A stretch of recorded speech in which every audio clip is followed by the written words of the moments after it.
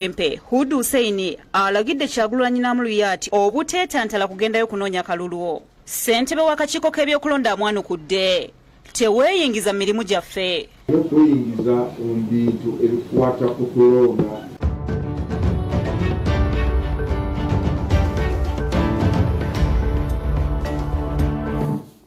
Agabutikidde mubujjuvu tugatandise n'amawulire agennako abadde yeesimbyewo okuvuganya ku kifo eky'omubaka omukyala mu disitulikiti ey'e Masaka Freda Kasa Mubanda afudde enkya eyaleero. Kati akakiiko k'ebyokulonda kalangiridde nga bwe kayimirizza okulonda mu disitulikiti eno nga baakuddamu okusunsula. Amawulire g'okufa kwa munnakibiina ky'NRM Freda Kasa Mubanda gasannyalaza bannakibiina wamu ne bannamasaka okutwaliza wamu era nga basibye mu kiyongobero. Mubanda afiidde mu ddwaliro lya Aga Khan e Kenya enkya ya leero gy'addusibwa ng'atawaanyizibwa mu kussa. Mubanda yakwasibwa bendera y'ekibiina ky'NRM okuvuganya ekifo ky'omubaka omukyalo wa disitulikiti y'e Masaka nga disitulikiti eno yagikiikirako mu palamenti kyokka mu kulonda kw'omwaka gwa 2016 yawangula munnakibiina kya DP Abiri Kabanda. Omusasi wa Faruseeko mu maka ga Mubanda agasangibwa mu Kizungu mu kibuga ky'e Masaka nga abakungubazi batandise okujja nga Lukeera Ronald omu ku bakozi be aliko byatubuulidde. Nga lwakava mu kamyufu nolebo naafuna obulwadde nga bwa mutima yafuna okukolola ne tuyita mutabani we n'amutwala mu ddwaliro naye oluvannyuma ne tuga nti atasuuse wayitawo era ennaku endala 3 ne batuga nti ate bweyongedde abula abajja kunonaaba engoye ze bamutwaleko e Kenya.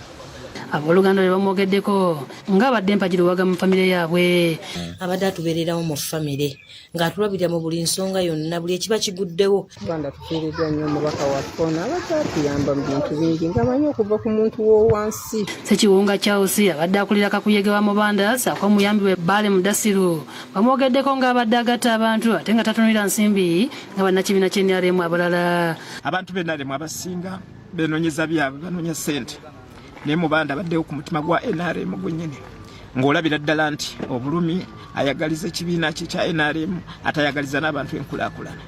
Mubanda abadde alwanirira nnyo ekibiina ate ng'alwanirira nnyo ne bannamasaka bonna okutwalira wamu okulaba nti bagenda mu maaso. Kyokka bafamire basambaza ebiyitingana nti omuntu waabwe afudde COVID-19.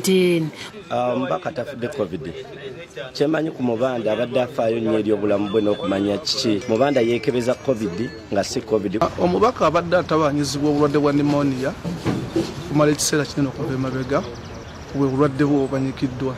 Okufa kwa Kasa Mubanda kujjidde mu biseera nga akakiiko k'ebyokulonda kamaliriza dde okumufulumiza ku bukonge oba beesimbyewo okuvuganya kubaka wa palamenti mu kulonda kw'omwaka ogujja. Ssentebe w'akakiiko k'ebyokulonda omulamuzi Simon Byabakama ategeeza nga bagenda okuddamu okusunsula abavuganya mu kifo kino nga bagoberera amateeka ag'akakiiko k'ebyokulonda. Amateeka gatuga nti kandidate omu waafa ng'okulonda tekunabeerawo tulina okuddamu ate okusunsulamu candidate abagala kwesimbawo mu kifo ekyo. Kyokka alaze okusomoozebwa kwe boolekeddwa okuddamu okubisa obukonge ate nga kitwala ssente nnyingi. Ate tebalina kubeera kubalusuka tulina okubajjako tuziddamu ne tuzikuba bupya gwe mulimu kabufulo tulina banange omulimu gw'okuba gw'obululu si muzanyo wakiri nkwata kamera eno. Omwaka oguwedde Freda Kasa Mubanda twamukyazaako ku pulogulaamu yaffe ey'omuntu w'abantu nayogera ebikwata ku lulamu bwe ssaako olugendo lwe olw'ebyobufuzi. Nga nze n'abakyala bwe batyo bampita naye nga nze chairperson owa Women's Council eya Masaka District. Jacinta Bwanika ne Disani Mutyaba we bakusakidde eggulire lino ku Lwabukedde TV. Kitalo nnyo kitalo ddala omwoyo gw'omugenzi omukama agulamuza ekisabo bannakibiina kya FDC nga bakulembeddwamu ambasada Waswa Birigwe ne ssaabawandiisi w'ekibiina Nathan Nandala Mafaabi basinkanye ssentebe w'akakiiko ak'ebyokulonda okwogera ku nsonga z'omuntu waabwe Patrick Agobye Amuriat ono abadde asuubirwawo okweyanjula eri akakiiko olunaku olwaleero.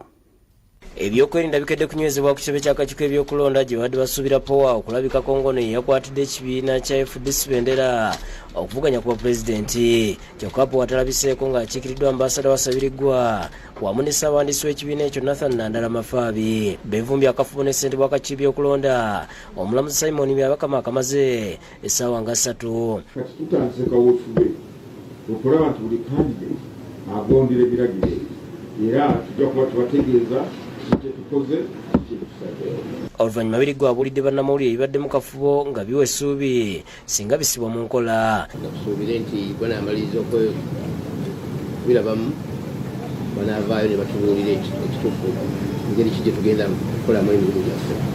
Annyonnyodde ensonga ez'emeseza Amuriat okujja mu buntu. Tekyandibadde kyetaagisa okuvaayo gyali eyo olwokuba tulina ennaku ntono nnyo okumaliriza kampeyini yaffe nga tulaba nti tusobola okukikolako abali wano.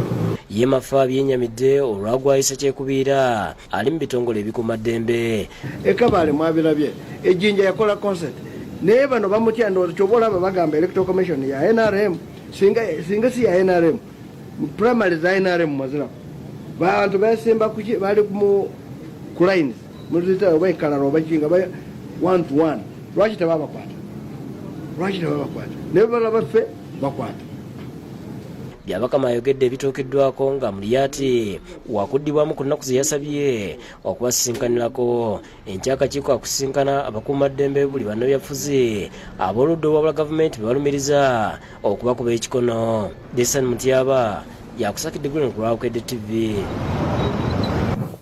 RSC Kawempe Hudu Hussein alabudde abeesimbyewo ku bwa pulezidenti okuli Robert Kyagulanyi, Ssentamu wa Nope ne Patrick Agobye Amuriat obuteetantala kugenda mu kitundu kye okunoonyayo akalulu. Ng'ebbugumu ly'okusagula akalulu akanabatuusa ku bwa pulezidenti yeeyongedde akulira ebyokwenda mu divisioni y'e Kawempe era ng'emyuka wa RCC wa Kampala. Mu kitundu ekyo Hudu Hussein alabudde munnaye NUP Robert Kyagulanyi Ssentamu wamu na munnaye FDC Patrick Agobye Amuriat obuteetantala okugenda e Kawempe okunoonyayo akalulu ti kubanga tebagoberera amateeka agasibwawo okutangira okusasana kw'ekirwadde kya COVID-19. Presidential candidate Robert Kyagulanyi ne Amuriat yonna sofa gye badde bayita rallies. Super spreader rallies of COVID-19. Hudu agamba nti siwakukkiriza bannakawempe okufiirwa obulamu bwabwe olwa Kyagulanyi ne powa abatagoberera amateeka ga byabulamu ne bakulumulula abantu abayitirivu mu nkuŋŋaana zaabwe ez'ebyobufuzi. Ffe ng'aba security tugenda kukola ogwaffe. Tetugenda kukkiriza rallies mu Kawempe division. Tetugenda kukkiriza nkuŋŋaana mu Kawempe division. Alagidde akakiiko k'ebyokulonda okoma ku babiri bano basikyo wakwesa obuyinza bwe nga RCC nga n'abanaatabangula emirembe nti kajja kubajjuutuka. Mpandiise open letter eri mukadde waffe chairperson ow'akakiiko ak'ebyokulonda nga musaba ayimirize NUP ne FDC presidential candidates obutayita nkuŋŋaana ez'abantu abangi. Abamu twetogeddeko nabo bawadde endowooza yaabwe. Era tusooka kumala nga tulinaba kusimbula tusanitayizinga bulungi emmotoka zazijjudde sanitayiza tulina masiki ku mimwa gyaffe tukuuma social distance. Kyokka ssentebe w'akakiiko k'ebyokulonda omulamuzi Simon Byabakama ayanukudde RCC Hudu n'amutegeeza nti talina buyinza kugaana Kyagulanyi n'Amuriat okugenda e Kawempe okunoonyayo akalulu. Bwe kiba nti bwe baali bakola program ya campaign abacandidates baalaga nti olunaku bwe luti ngenda kubeera Kawempe baba ngenda kubeera Lubaka wangenda kubeera wa gwenga RCC wani tolina buyinza ate okuvaayo n'ogamba nti ezo sikikkirize. Amuwadde gabuwa obutanyigira mirimu gy'akakiiko k'ebyokulonda era nga bagenda kumuwandiikira ku nsonga eno. Naye mbadde muwa amagezi nti aleme kweyingiza mu bintu ebikwata ku kulonda. Josephine Lonkuse ne Disani Mutyaba bwe bakusakidde eggulire lino ku Lwabukedde TV. Amawulire agabutikidde tukyagenda nago mu maaso. Tugenda mu mulamu eddakiika ntono nnyo okuva kati 2-3 ngenda bankomawo.